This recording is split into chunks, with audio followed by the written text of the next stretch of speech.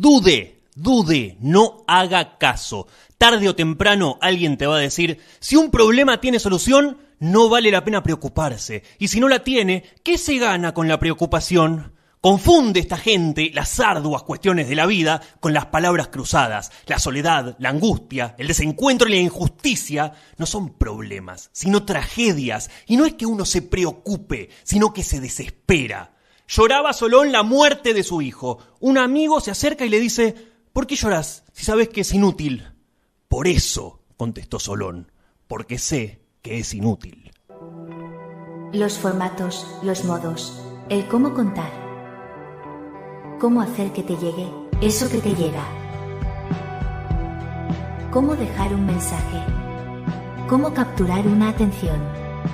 Cómo lograr no solo transmitir el saber, sino el entender. Cómo contar cosas.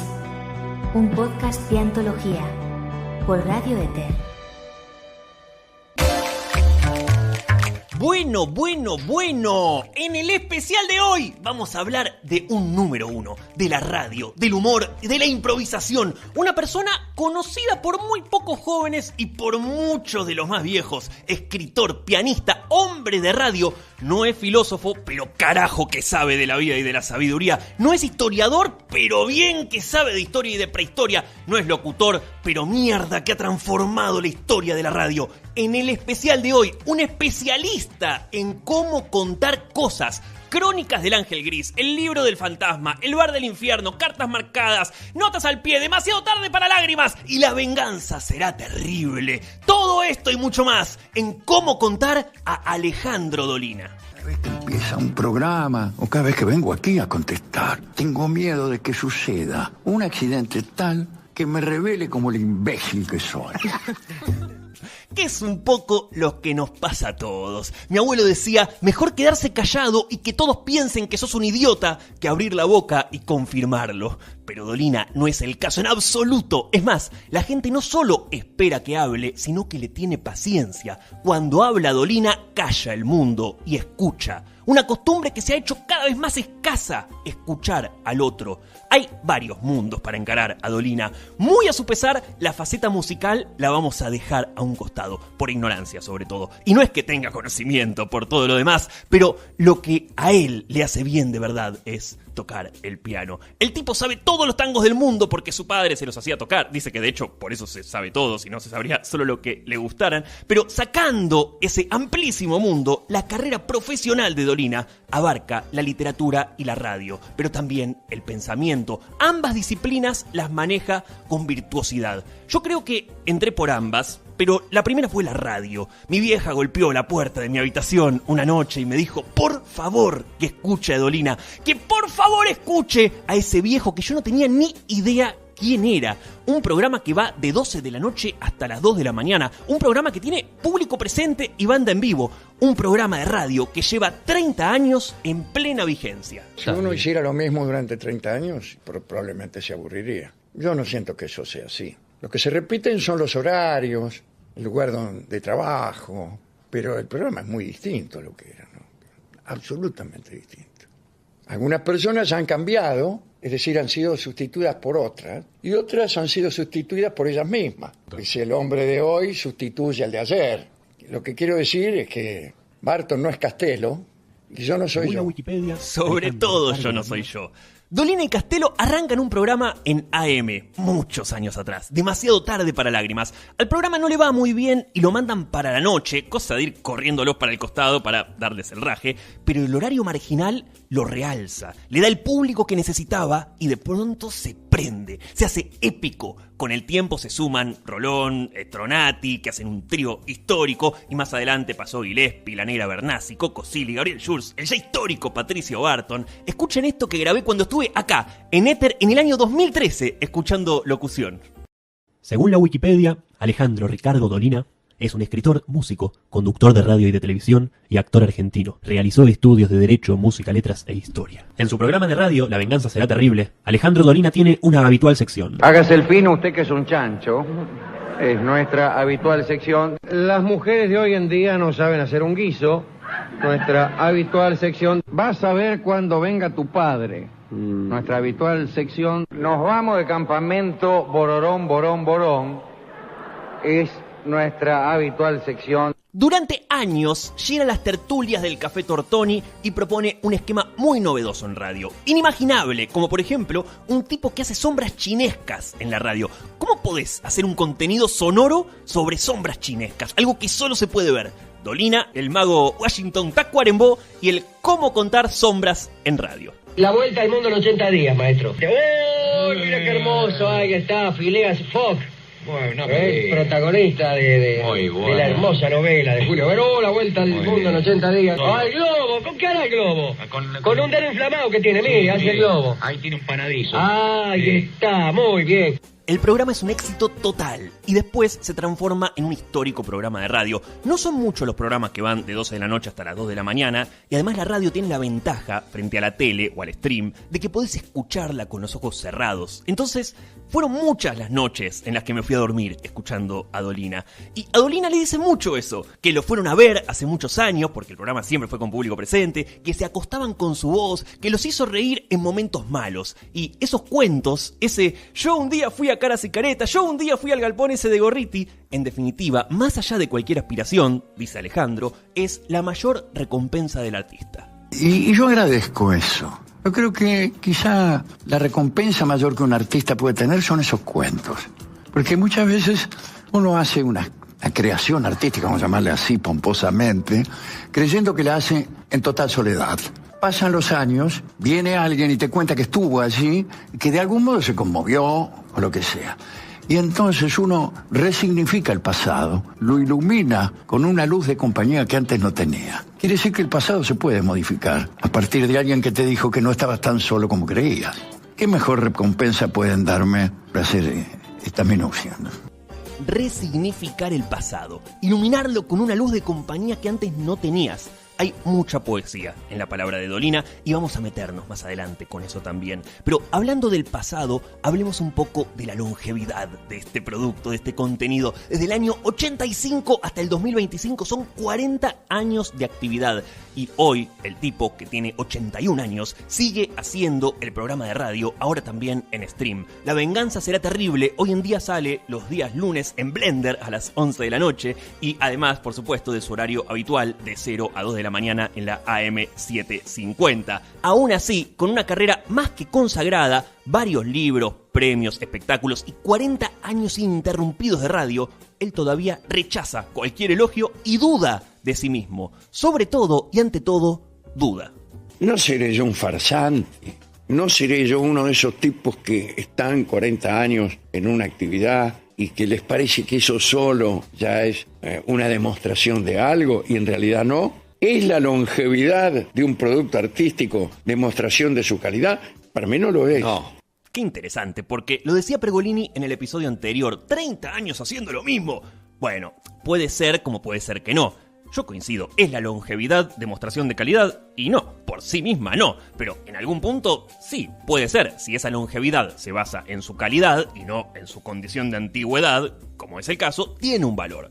Esta antigüedad, esta vigencia, no se basa en el heroísmo del siglo pasado, se basa en un contenido actual que sigue siendo bueno. Improvisar y reírse, aprender de historia, que se cuelen por todos lados reflexiones sobre la vida, que te hagan pensar y que encima aprendas un poco a ser mejor persona. Me parece un combo bestial. Para mí fue no solo un gran placer y un gran honor y una gran alegría haber escuchado a Dolina, sino que también fue muy formativo, quizás a su pesar. Siempre debe haber una responsabilidad acerca de lo que hacemos, aunque no exista culpa. La famosa responsabilidad sin culpa de que hablan los abogados, ¿no? Quiero decir que uno debe hacerse cargo aún de aquello en lo que no tiene nada que ver. Y a propósito de su propia duda, más allá de su responsabilidad, hay algo en ese dudar que es parte de su esencia, que es un camino que elige y que es una enseñanza en sí misma. A mí me cambió el mundo cuando yo ya no era tan jovencito, digamos un boludón de casi 20 años, y un profesor nos propuso dudar de todo lo impuesto, de todo lo aprendido, de todo lo establecido, de todo lo que damos por sabido. Es muy loco, nunca entendí bien por qué nunca se me había ocurrido antes.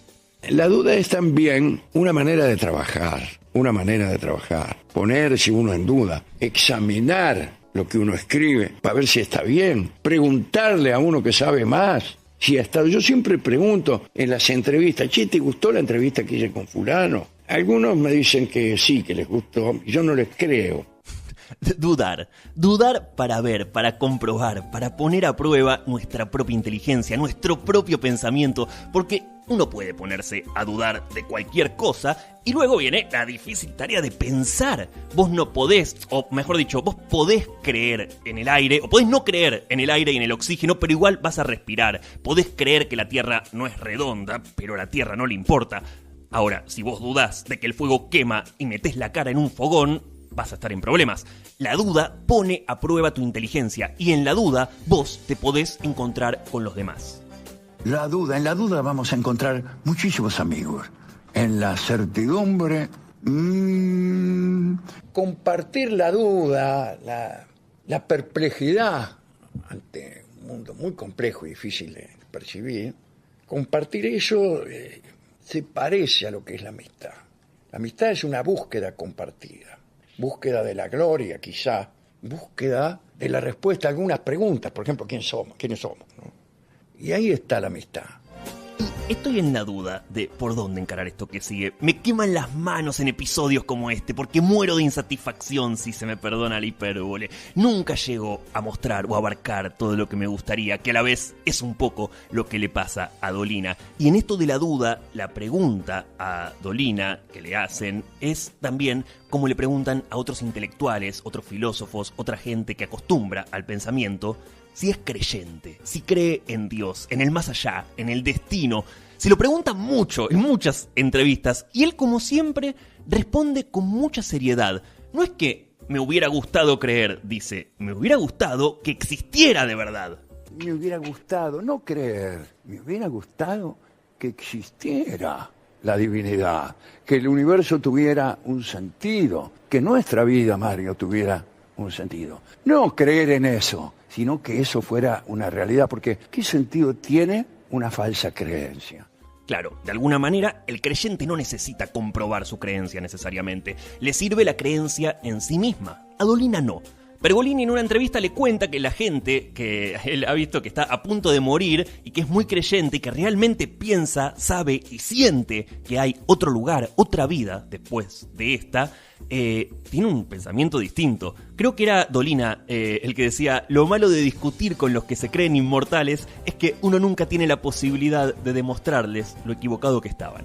Yo he visto gente en sus últimas horas que no tuvo miedo porque realmente estaba convencido que había algo después. Sí, pero era mentira.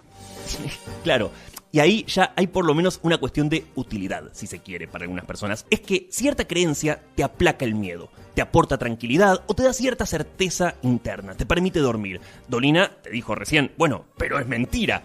Te convences de eso para escapar del miedo y por lo menos atravieso ese proceso con mayor calma, lo ves de una manera distinta. Ahora, si vamos a la cuestión del miedo, hay algo muy interesante que dice Dolina, que al miedo no hay que vencerlo necesariamente.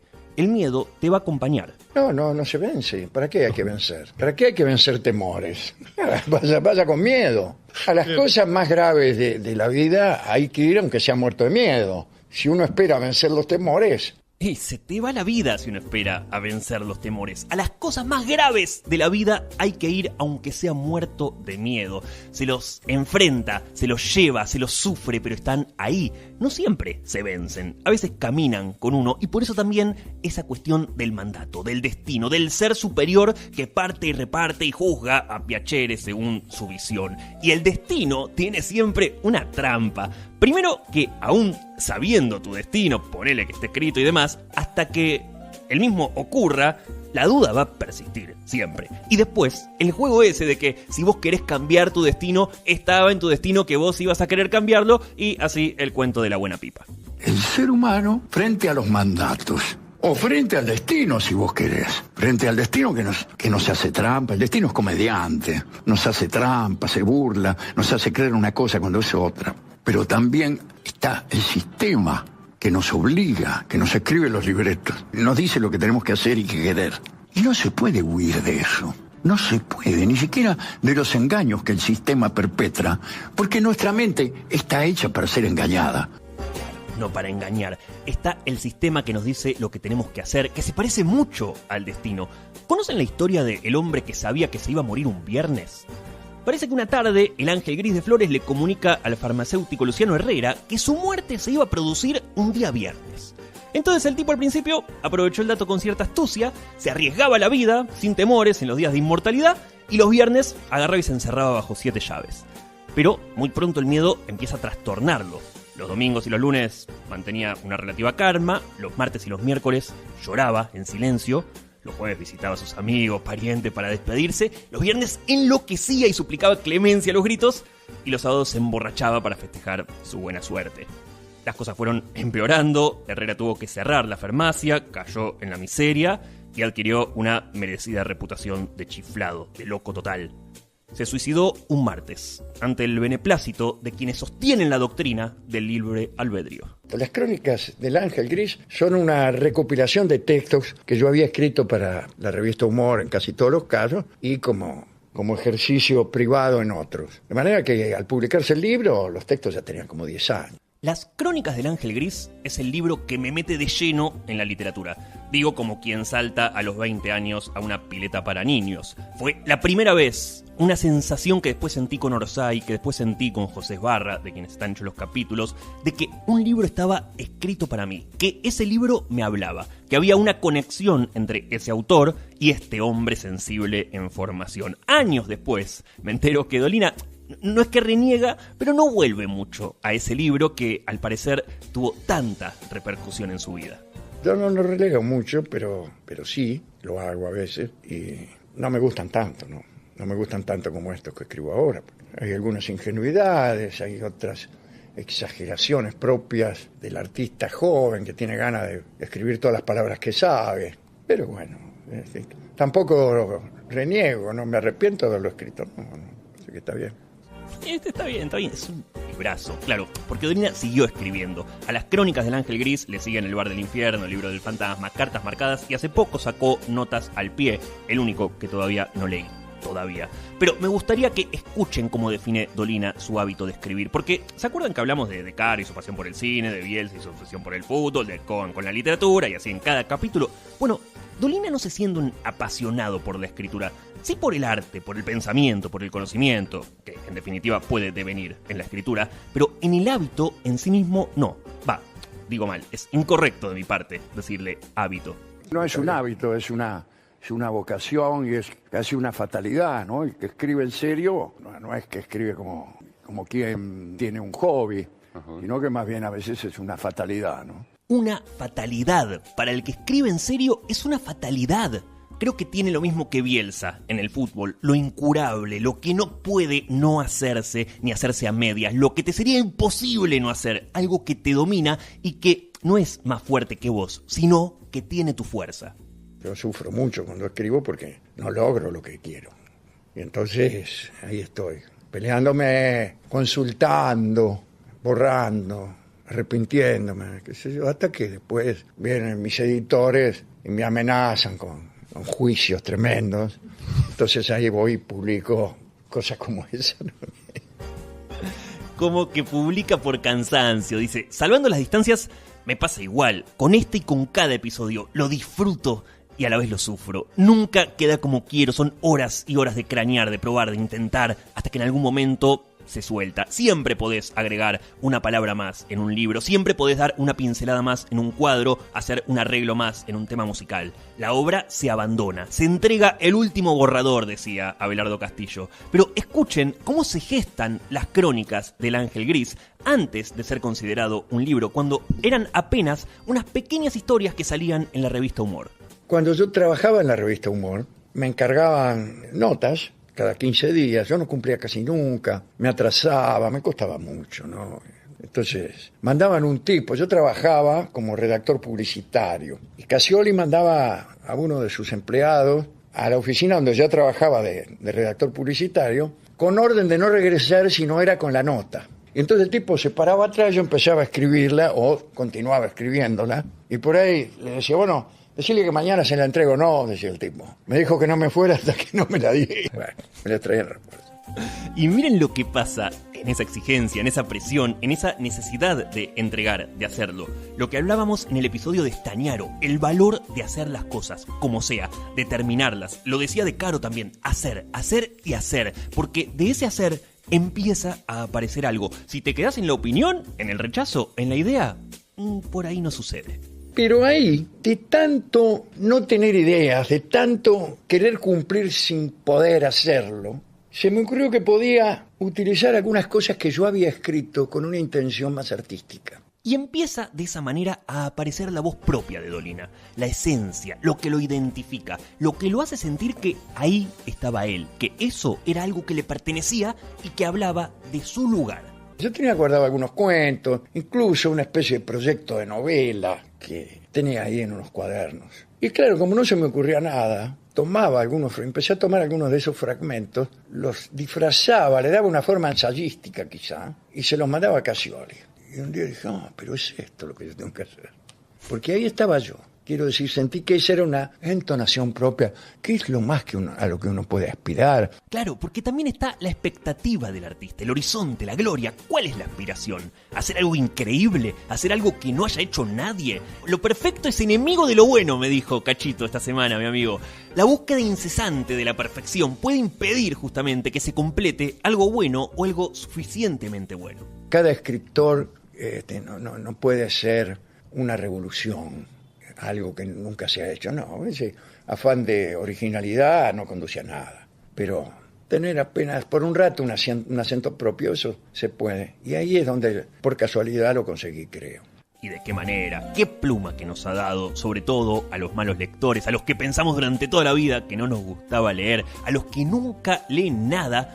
Pueden leer a Dolina, que es una pésima manera de venderlo, porque la gente que sabe también lo reconoce y lo ha reconocido, pero más allá de eso, la exigencia propia siempre está. Y en esto hay una reflexión que me interesa también compartir. Esta cosa de, podría haberlo hecho mejor, tener que entregar, bueno, me haces entregar, pero si me das un poco más de tiempo, esta cuestión de abandonar la obra, de entregar para cumplir con plazos industriales, de publicar, por fin, un libro en vez de seguir escribiendo abajo de la almohada y acumulando relatos.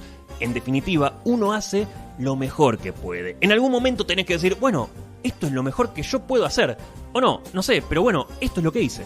Mal haría yo en decir, no, me parece que no. O peor todavía, me parece que puedo hacer algo mejor que eso. Bueno, si podés hacer algo mejor, ¿por qué no lo haces? Hacelo. Hacelo. ¿Qué? ¿Vas a menos? No, eso es lo mejor que yo puedo hacer. Todo es lo mejor que yo puedo hacer, lamento decir. Si pudiera hacer algo mejor, pues lo haría. El hombre que va a menos. El protagonista ha nacido con una dotación formidable. Es inteligente, valeroso, viril y apuesto. Sin embargo, durante toda su vida va a disimular estas cualidades, tal vez para no apabullar a los demás. Va a fracasar en sus estudios por fingir desconocimiento, aún poseyendo erudición.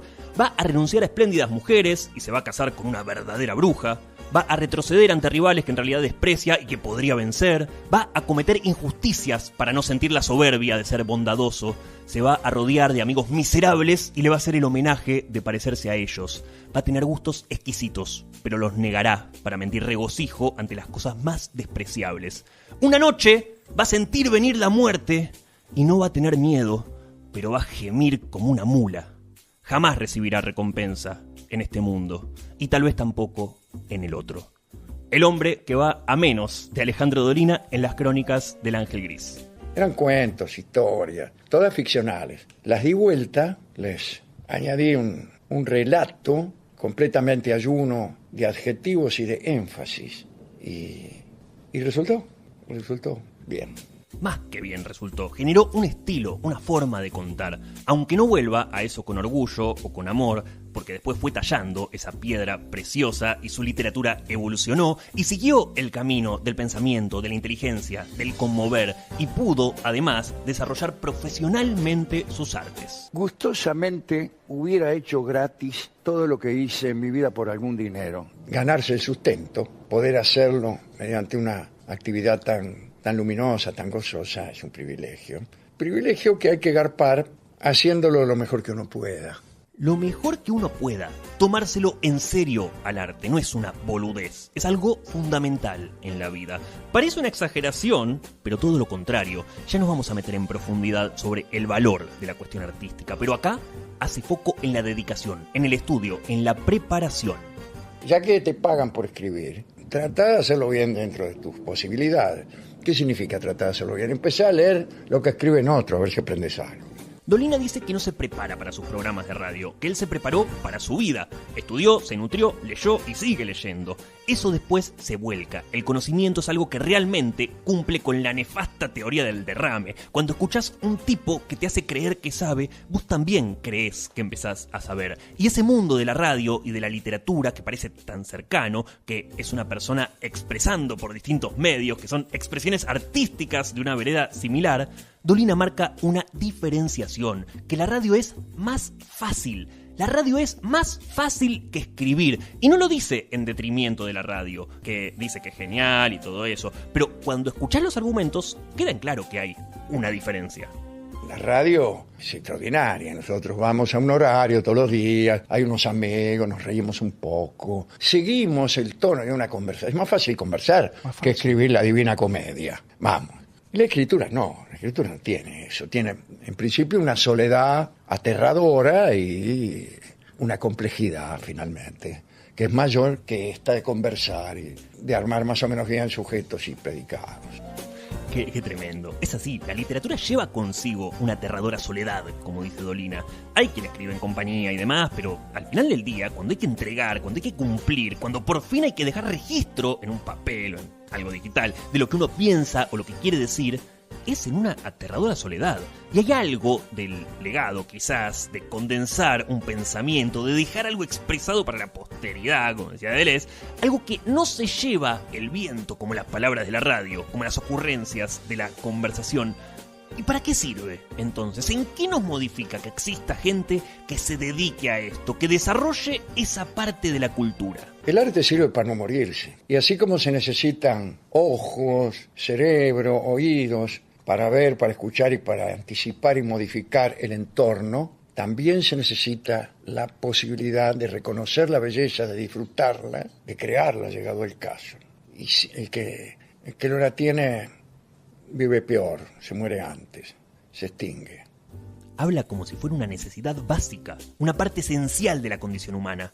Y es cierto, es así. Quien carece de la virtud de poder apreciar, de disfrutar la belleza, vive peor, vive en estado de amargura, triste, con un apagón emocional. Hay pocos caminos para seguir, pero vale la pena. El arte, el amor, el conocimiento. ¿Qué más querés? Vale la pena encontrarte con alguna de esas emociones. Te hace sentir de otra manera. No es fácil, el mundo es terrible. Por eso, cuando te encontrás con placeres de esas magnitudes, es algo alucinante. Pasa, por ejemplo, en uno de los grandes temas de Dolina, que es el amor. Y es fácil de extrapolar, porque lo sabe cualquier persona que estuvo alguna vez enamorada, o alguna pasión que se haya encarnado en algún cuerpo.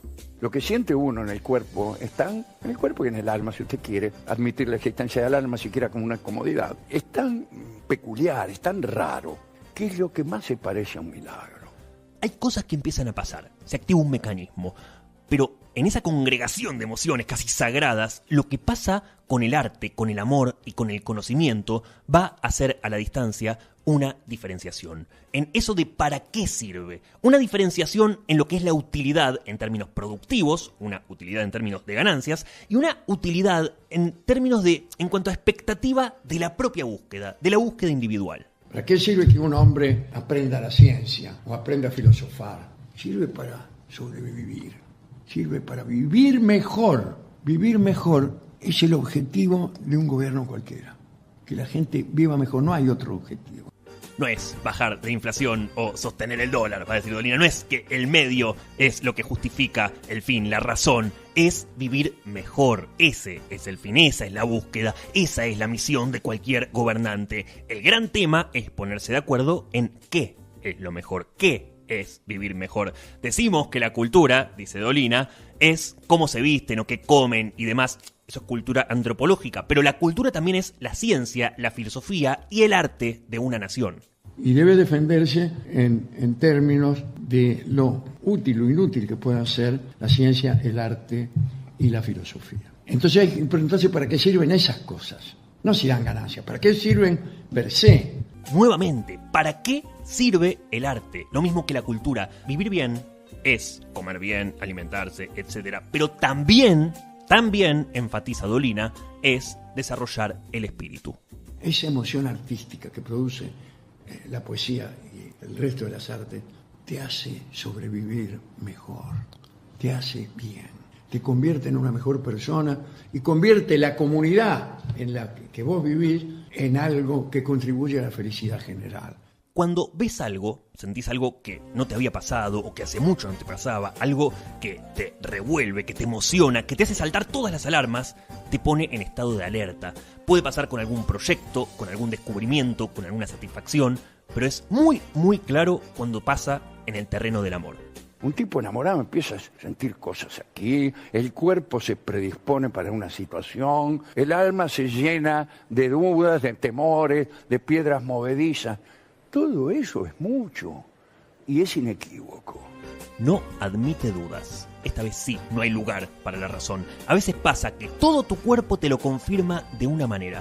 Pero ojo, hay también que saber escuchar, porque muchas veces uno ve lo que quiere ver. Pero muchos tipos no encuentran mucho la diferencia entre lo que es que te gusta una y que estás enamorado de una. Más allá de eso, el amor se puede sentir y vivir de mil maneras distintas. Dolina hace cierto culto de la amistad, por ejemplo, de la camaradería, pero hace una distinción de peso, de emocionalidad. Tiene incluso una frase célebre. Le cambio al mejor de mis amigos por media novia.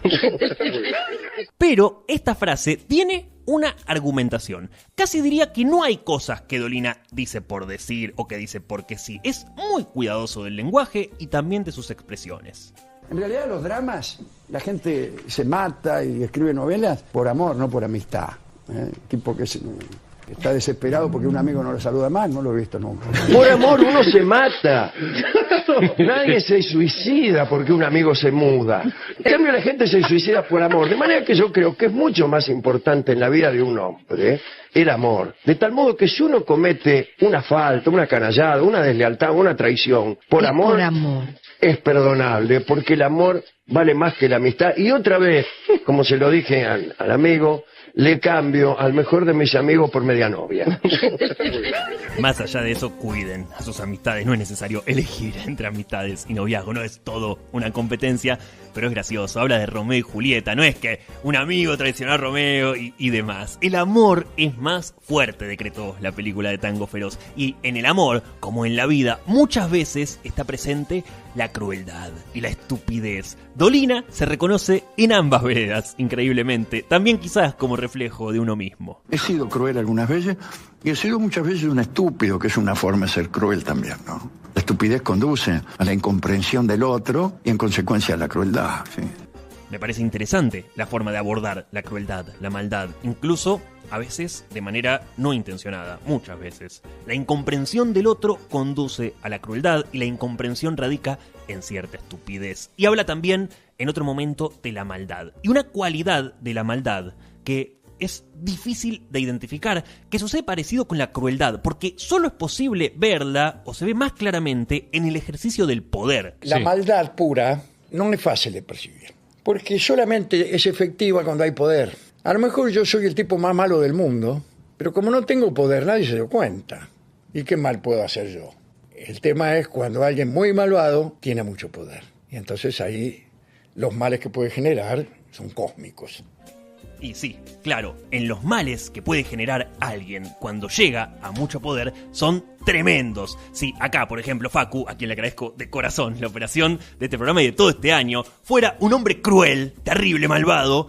Por ahí lo más terrible que puede hacer es cortar el aire, poner un audio mal, y ni siquiera eso, porque ya hablé, yo soy testigo que hay programas que él odia y aún así no solo los opera con profesionalismo, sino que hace tareas de producción, llamando a gente, es una bestia.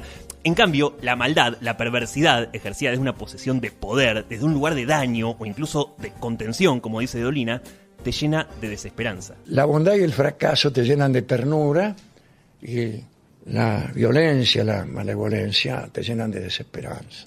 y atención, porque nos vamos a meter en la parte más profunda del episodio. Acá se habla mucho de la melancolía, quizás hay también como un aire de desazón, de cierto pesimismo que se puede respirar, y yo de alguna manera me siento así, soy eso en alguna parte. Nadie lo hace por suerte, pero si me preguntan qué pienso del futuro, de la vida, del mundo y demás, yo soy bastante pesimista al respecto de casi todo, y aún así llevo mi vida con holgada alegría, quizás fruto de los privilegios de lo que gocé toda mi vida, pero incluso tengo una mirada optimista frente al mundo, por más que mi sensación sea de catástrofe total. Y en eso Dolina hace una reflexión que me convoca, que me une y que rechaza como contradicción el hecho de ser pesimista y aún así vivir de fiesta. El pesimismo está considerado como una especie de mal humor insoportable, de personas aguafiestas. A mí parece que no.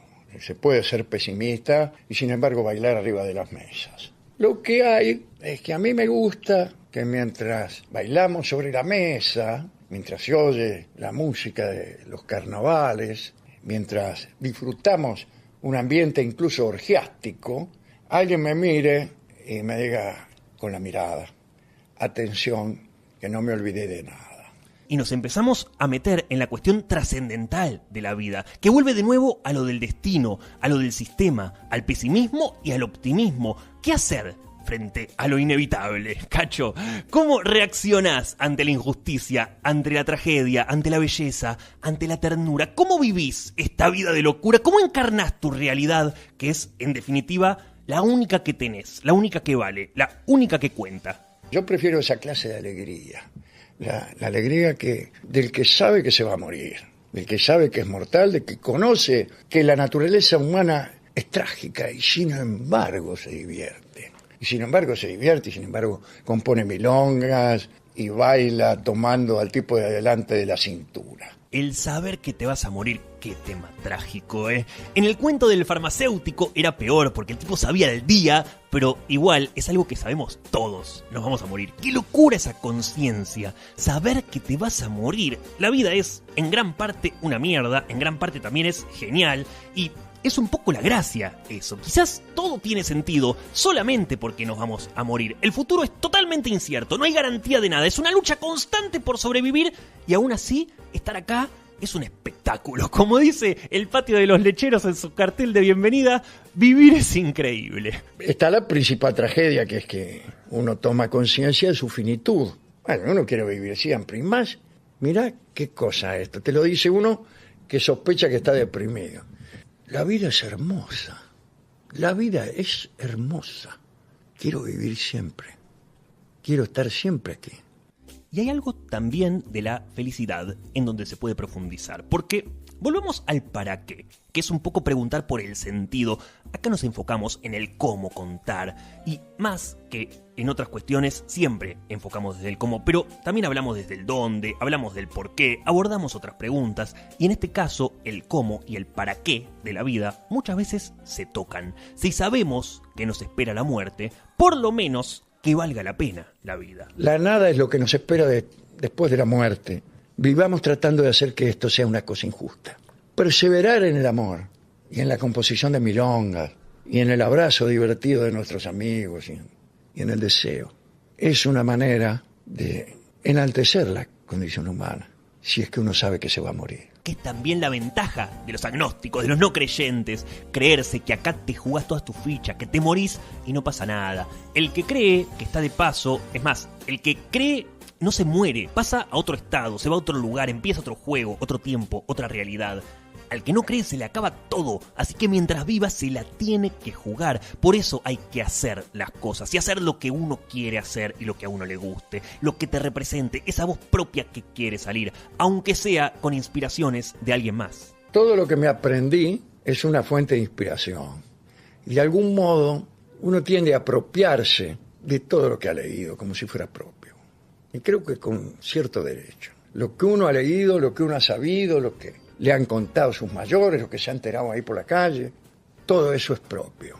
Soy un poco todo lo que leí, todo lo que aprendí, todo lo que viví y lo que vi. Lo propio es propio y lo ajeno también. Uno desea lo que otro deseó antes. Previamente ese deseo fue deseado para poder considerarse deseable. Y de tanto andar entre malandras, de tanto leer, se te hacen familiares las historias de otro y te cuesta concebir que no son tuyas. Pero de algún modo lo son. Lo que produce, a su vez, el efecto contrario. Del mismo modo, todo lo que digo, todo lo que pienso, todo lo que expreso, por más propio que suene, o lo que quiera, o que lo quiera yo hacer parecer, es ajeno, es de otros. Le pertenece seguro a alguien más. No quiere decir copiar los capítulos, pero quiere decir acordarse de un capítulo que se llama Las Catacumbas de París. Entonces vos te acordás de ese capítulo. Un capítulo larguísimo, extensísimo, casi fuera de la novela. Te cuenta todos los detalles de eso. Eso vos lo tenés en la cabeza y un día se te ocurre un cuento que sucede en las Catacumbas de París. Y bueno, es que lo vayas a copiar a Víctor Hugo, si querés no lo copies. Empecé a estudiar sobre las Catacumbas de París. ¿Y qué? Escribís algo que por ahí no tiene nada que ver con Víctor Hugo. Todo es un disparador, todo es un incentivo, un combustible, una imagen llave. Cualquier cosa puede devenir en cualquier cosa. Son excusas, hilos de los que tirar. El objetivo siempre es el mismo, estimular el pensamiento. Para eso sirve hacer, crear. No quedarse en esa idea de que otro ya lo hizo antes, de que esto se va a parecer a tal o cual cosa, que es la imitación de no sé qué. Agarrá algo que te guste, que te mueva, que te inspire y crea algo así con tu propia voz. Bueno, está bien, si vos haces otra cosa con eso, está bien. ¿Por qué renunciar? No, mira, iba a escribir un cuento sobre dos hermanos que se llevan mal, pero imagínate, ahí está la Biblia. Claro, un poco lo que hacemos acá, agarrar pequeños retazos de la vida, algunas respuestas, algunas reflexiones, algunos detalles que capturamos y reproducimos, y lo concatenamos, lo resignificamos, lo volvemos a poner en valor, dentro de un contexto, con un hilo, dentro de un marco, una manera de contar, un modo, un formato, lo que se conocía en la antigüedad como un programa de radio. Quizá la radio, como la conocíamos, ya murió. Esta no es la radio, este lugar, con su aparato de televisión. Por ejemplo, en los contenidos la radio ha cambiado. Todos los programas son programas editoriales y que tienen que ver con la realidad. En otro tiempo había numerosos programas artísticos. Claro, programas de teatro, de música, especiales. Hoy, en los grandes medios, prima la realidad, prima el periodismo. Yo mismo soy un bruto consumidor del periodismo. El streaming por ahí se vuelca un poco más al entretenimiento. Pero después, los programas artísticos son más de nicho, de creador, de segmento. La magia de la radio quedó en otro lugar y eso de alguna manera rescata a Dolina. Si bien la radio podría morir o estar muerta, en definitiva es la esencia de contar, de cómo contar cosas. Esa esencia sigue estando vigente. Cambiarán las formas, los modos, los envases, pero el contenido, el cuento, sigue estando ahí. Me gusta la gente que piensa y habla bien. Después no sé si me gusta la radio como institución. Entrada que dice Radio Belgrano, LR3. No sé si eso para mí no tiene magia ninguna. Eso que dicen que la radio es mágica, como medio, como invención. Mentira, el mágico es el tipo que está adelante. Carrizo es mágico. Un pianista que viene a tocar por radio produce un milagro, pero es un milagro pianístico, no radial. No es que es Yankelevich el mejor pianista que ha existido. Claro, el medio colabora, permite, amplifica. El espacio siempre es clave. El dónde, tanto como el cómo, tanto como el qué. Pero la cuestión es de los humanos, no de los medios. La magia ocurre con nosotros, no es el elemento, no es el internet, no es YouTube o Instagram o TikTok. Es alguien que transmite algo que capta una atención, que llega a otra persona que quiere recibir ese mensaje o un mensaje, que lo disfruta, que lo conmueve, que lo transforma. Ahí está la magia, en esa transformación, en ese dejarse conmover, en ese poder que tiene el arte y la belleza. Cuando uno ve a un tipo que es feliz haciendo lo que hace, siente también que hay algo de bueno en la vocación, que no siempre es todo sacrificio y es toda resistencia a la injusticia, que hay un poco de felicidad en todo eso. Y atención con esta parte, porque muchas veces la felicidad tiene la forma que nos enseñan y de alguna manera también se puede imponer una forma de pensar y una forma de ser feliz. De hecho, no es que se puede, Hoy en día funciona así.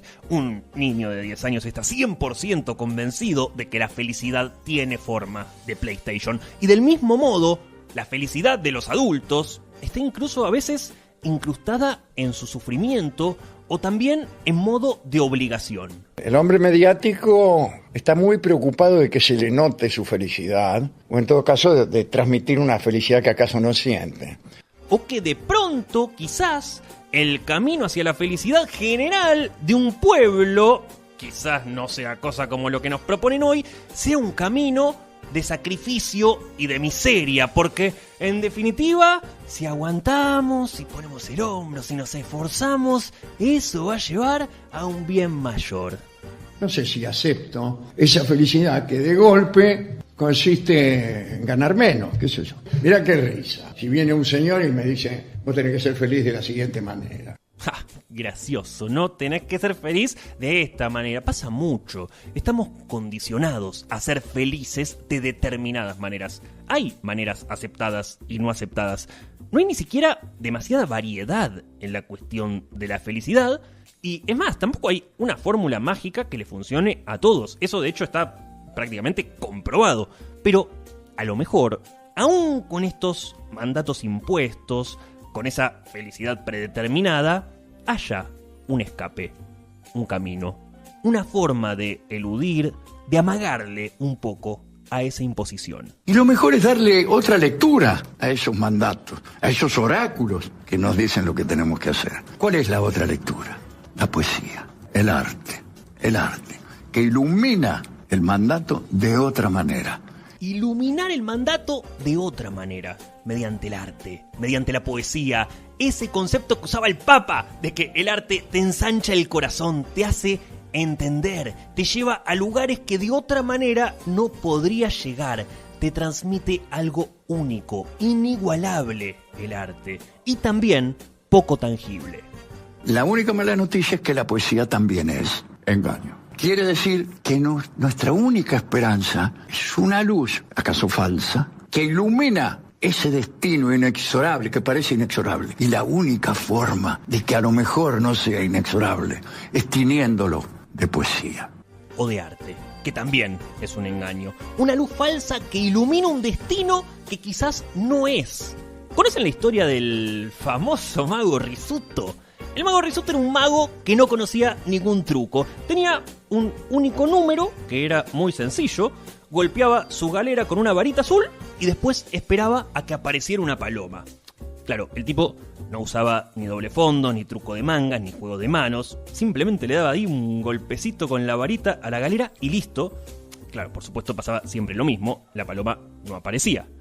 Rizzuto se presentaba en teatros humildes, festivales de barrio, donde casi siempre lo echaban a patadas. Pero la cuestión era que el hombre creía en la magia, pero en la verdadera magia.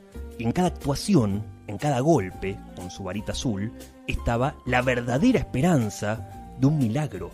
Él no se contentaba con la técnica del engaño, con los trucos. Él quería que su paloma apareciera redondamente.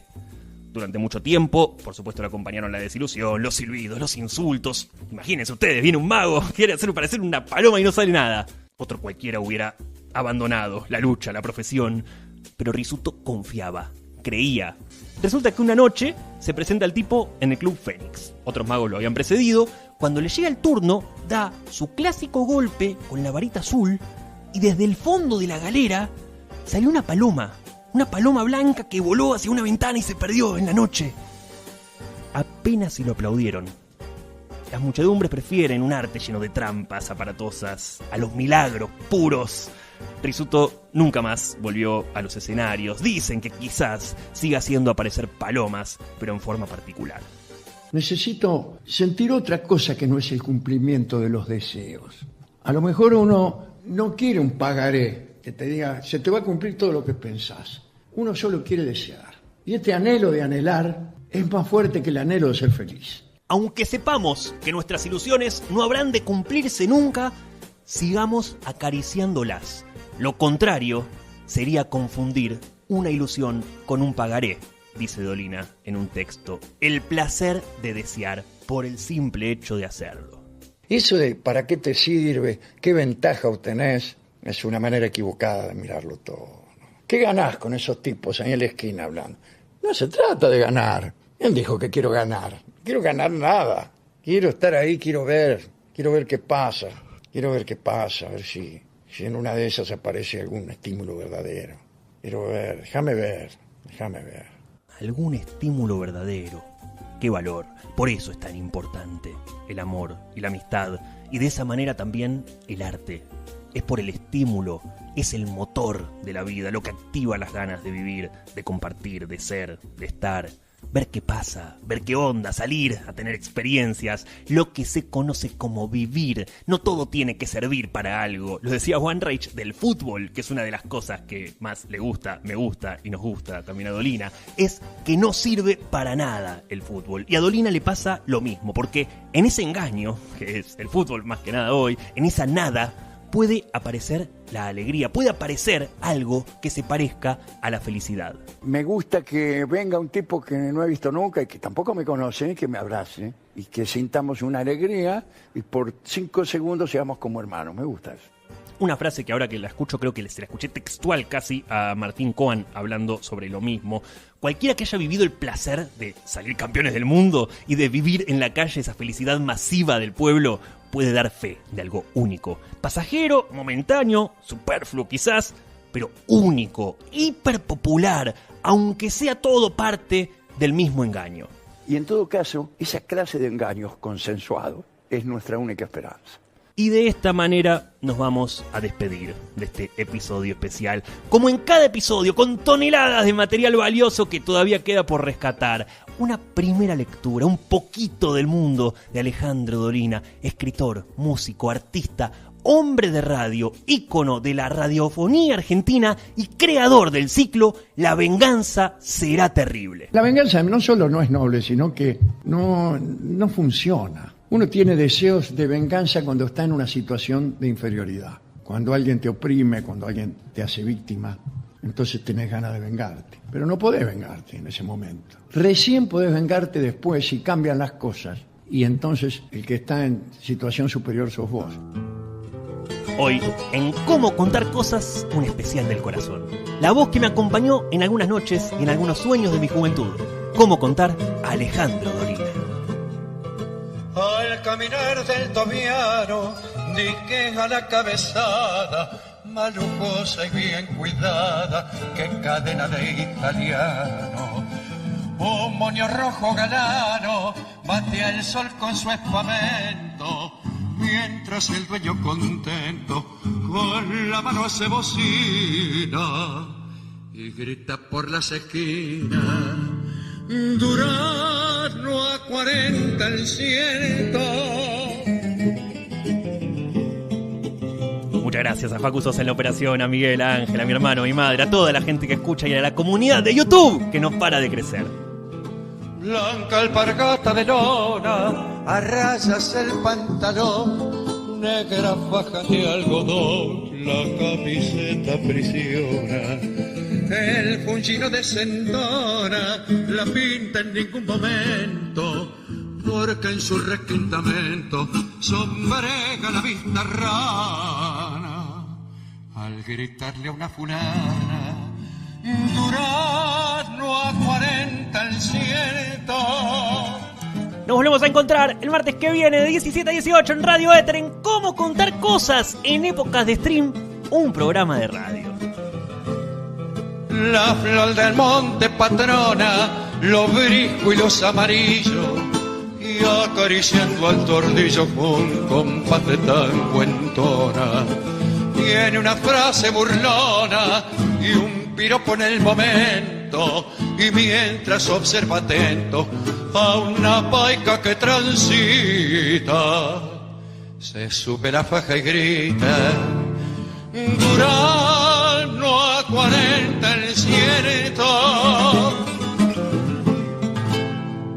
Nos iría mejor si prestáramos más atención al pensamiento, al amor, al otro, a la conmiseración y al humanismo. Pero bueno, si lo único que nos interesa es nuestra persona y sus escuetos alrededores, entonces será más difícil salir de las dificultades. Dificultades que son colectivas, medio difícil solucionarlas de un modo individual. Hasta aquí. ¿Cómo contar cosas? Los formatos, los modos, el cómo contar.